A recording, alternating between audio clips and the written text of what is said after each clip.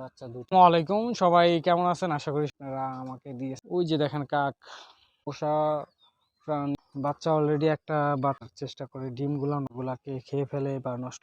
এই জন্যই আমি আপনারা পুরাতন আপনারা আসসালামু আলাইকুম, সবাই কেমন আছেন? আশা করি সবাই ভালো আছেন। সর্বপ্রথম আমি আপনাদেরকে অনেক ধন্যবাদ জানাই যারা আমার ভিডিওর কমেন্টের মাধ্যমে অনেক সুন্দর সুন্দর পরামর্শ দিয়ে থাকেন। এরকম ভাই কেউ দেয় না। আপনারা যেভাবে কবুতর সম্পর্কে আমাকে ভালো ভালো কথা বলেন, অনেক সুন্দর সুন্দর গাইডলাইন দেন, এরকম আসলেও কেউ দেয় না যে এভাবে আপনারা আমাকে দিয়েছেন। কবুতর সম্পর্কে যে সম্পর্কে হোক, অনেক সম্পর্কে আপনারা দিয়েছেন। তো এই জন্যই আপনাদেরকে অভিনন্দন জানাই এবং আল্লাহ তাআলার কাছে আপনাদেরকে সুস্থতা কামনা করি। আপনারা যেন সবসময় ভালো থাকেন এবং অসহায় মানুষ বা আমার মতো যারা ভিডিওর কন্টেন্ট বা ভিডিওর জন্য পরামর্শের জন্য যারা ভিডিও তৈরি করে যারা ফেসবুকে আপলোড করে, বা অনেকেই আছে দেখা গেছে লাইভে দেখা যাচ্ছে যে আপনার অসহায় মানুষ আছে, তাদের পাশে দাঁড়ান, তাদের প্রতি ভালোবাসা। তো আজকের যে বিষয়টা সেটা হচ্ছে যে দেখেন, অল্প পরিসরে যে কবুতরের খামারটা ঘর আছে, অনেক কবুতরও কিছু সংখ্যক কবুতর মারা গেছে, এই জন্য কম দেখা যাচ্ছে। ওই যে দেখেন কাকে হেল্লা হেল্লা করতেছে, চান্স পেলেই দেখা যায় যে ও বাচ্চা এবং ডিমগুলো খেয়ে ফেলে।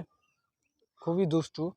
ওর যে আচার আচরণ আসলেও ওর আচার আচরণতে খুবই খারাপ লাগে। যখন একটা পোষা প্রাণীর বাচ্চা নিয়ে যখন টান পাড়াপাড়ি করে তখন খুবই খারাপ লাগে। তো আমি যদি আপনাদেরকে একটু দেখাই, এখানে ভিতরে নিয়ে পানির মধ্যে যাই, দেখি কি অবস্থা। দেখেন বাচ্চা অলরেডি একটা বাচ্চাকে মেরে ফেলছে। এই যে দেখেন বাচ্চাটাকে মেরে ফেলছে কিভাবে। দুইটা বাচ্চা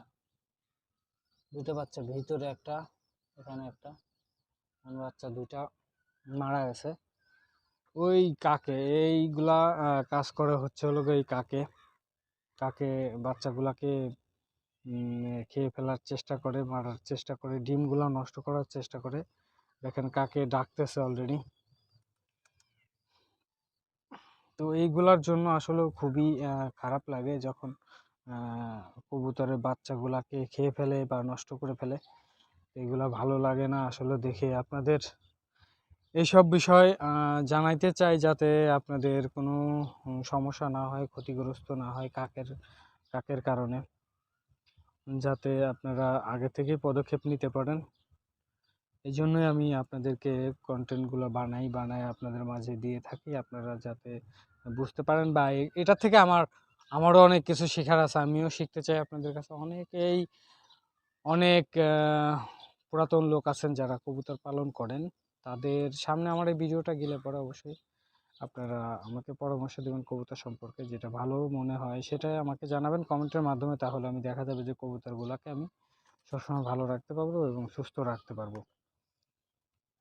তো আজকে এই পর্যন্তই, দেখা হবে আবার সামনের নেক্সট কোনো ভিডিওতে। তো সবাই ভালো থাকবেন, সুস্থ থাকবেন, আল্লাহ হাফেজ।